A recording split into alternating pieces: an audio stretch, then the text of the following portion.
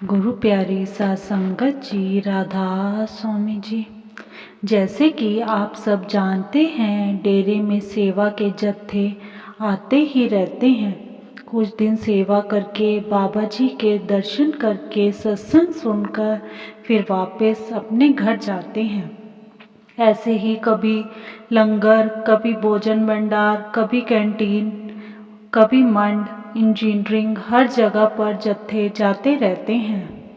ऐसे ही एक बार लंगर के लिए जत्थे ब्यास सेवा पर आए हुए थे। जैसा कि आप सबको पता है कि लंगर के सेवादार सत्संग पंडाल में सत्संग सुनने के लिए नहीं जाते। उनको सत्संग वहीं पर लंगर वाली जगह पर ही सुनाया जाता है, जहाँ पर उनकी सेवा होती है। जब लंगर तैयार हो जाता है तो बाबा जी लंगर पर दृष्टि डालने आते हैं। तब बाबा जी उन सेवादारों को दर्शन देकर निहाल करते हैं।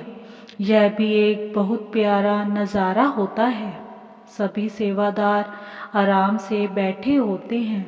एक सेवादारनी सभी सेवादारों को शब्द की 2 लाइनें सिखाती है। बाबा जी जब आते हैं तो वह सेवादारनी जो सबको शब्द सिखाती है, इशारा करती है। सेवादार शब्द बोलना शुरू कर देते हैं।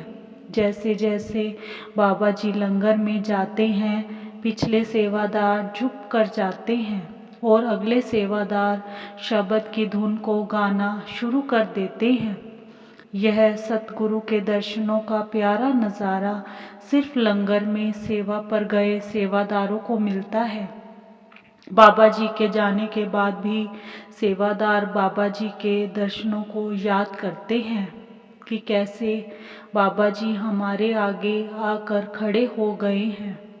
ऐसे ही एक बार जब बाबा जी लंगर के सेवादारों को दर्शन देने के लिए आए हुए थे, वहीं थोड़ी दूर गेट पर एक भाई हाथ जोड़कर बाबा जी के दूर से दर्शन कर रहा था, जैसे कि वह लंगर की सेवा करने के लिए तरस रहा हो। बाबा जी तो सब जानते हैं। बाबा जी ने उसे देखा और फिर सब जत्थेदारों से पूछा कि वह भाई तुम्हारे साथ आया है। उन्होंने मना कर दिया।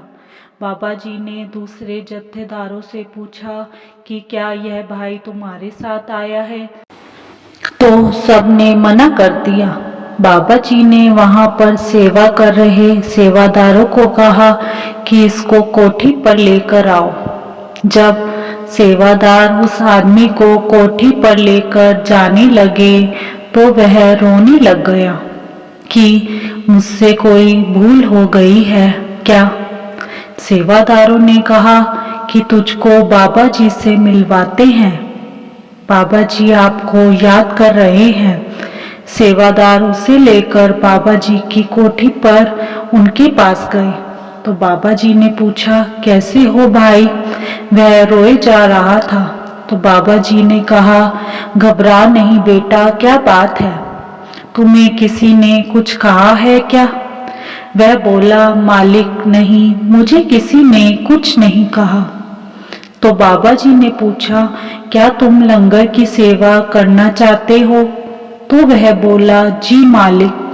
बाबा जी ने उसे अपने गले से लगा लिया और सेवादारों को बुलाकर कहा कि आज से हमारा खाना यह बनाएंगे। वह बोला बाबा जी मुझे खाना बनाना नहीं आता।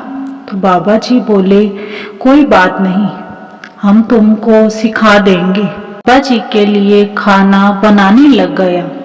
बाबा जी का सिर पर हाथ रखते ही वह बड़ा कुक बन गया और बाबा जी के लिए वह एक से एक स्वादिष्ट व्यंजन बनाने लगा। एक दिन बाबा जी ने देखा कि वह दस्ताने पहनकर खाना बना रहा है तो बाबा जी ने उसको बोला कि भाई मुझे खाना बिना दस्तानों के बनाकर खिलाया करो। मालिक की इतनी कृपा हुई उस पर कि बाबा जी जहाँ पर भी जाते हैं उसे अपने साथ लेकर जाते हैं और उसी के हाथ का खाना खाते हैं।